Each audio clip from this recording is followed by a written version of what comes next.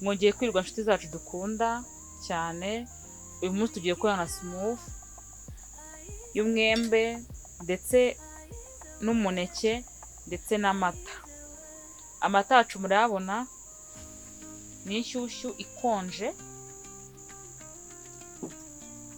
Tukaba tugiye gukoresha umuneke umwe, muri kuwubona umuneke n'umwe,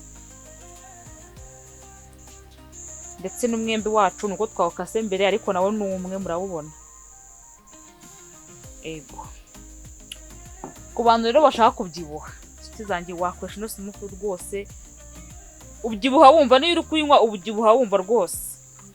Ku bantu bashaka kubyibuha mbashishikarije ino smooth, iraryoha ndetse kandi igatuma uhita ubyibuha nyine. Nanjye murabona ko nganguje meze neza mbyibushye.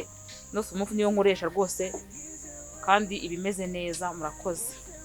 Rero tugiye gutangira dufata wa mwembe wacu tubishyira muri blender.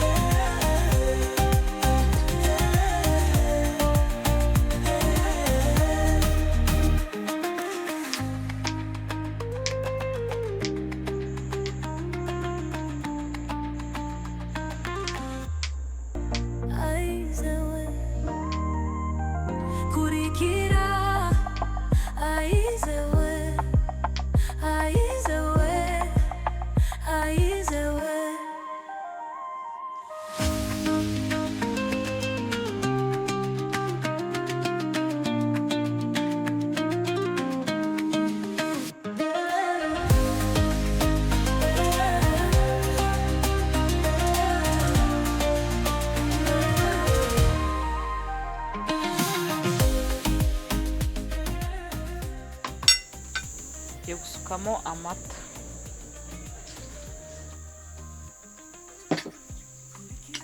Noneho tugiye gupfundikira blending.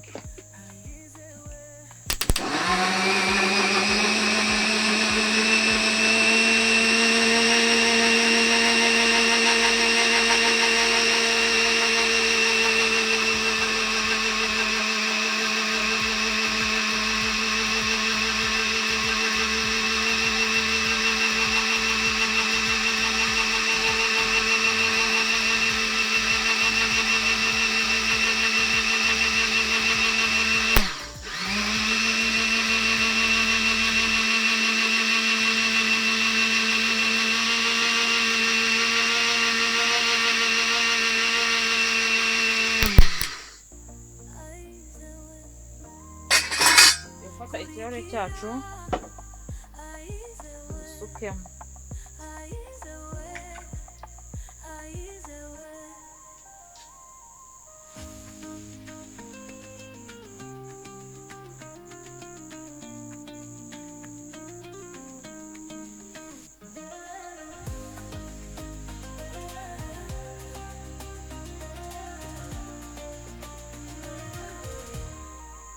Ya smooth yacu murayibona.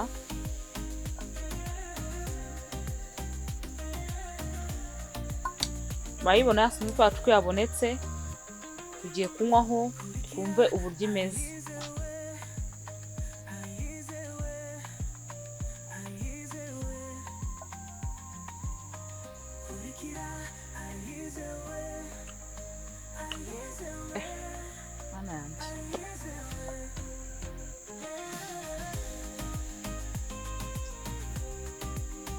Iraryoshye cyane. Nimvuga cyane mumve ngo cyane. Rwose umuntu ushaka kubyibuha mushishikarije kuyikora. Uzambwira muri comment niba muri kuyikoza. Murakoze, umunsi mwiza.